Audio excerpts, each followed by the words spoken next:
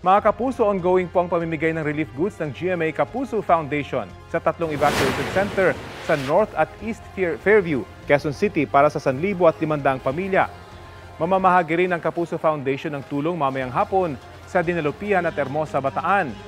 Sa ngayon, 39,260 individuals na ang natulungan ng isinasagawang Operation Bayanihan. Sa mga nais pong magbigay ng tulong, maaaring magdeposito sa bank accounts ng GMA Kapuso Foundation.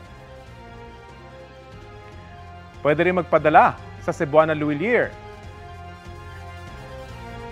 Pwede rin pong online via GCash, sa Shopee at sa Lazada, maging sa Globe Rewards at sa Metrobank Credit Card.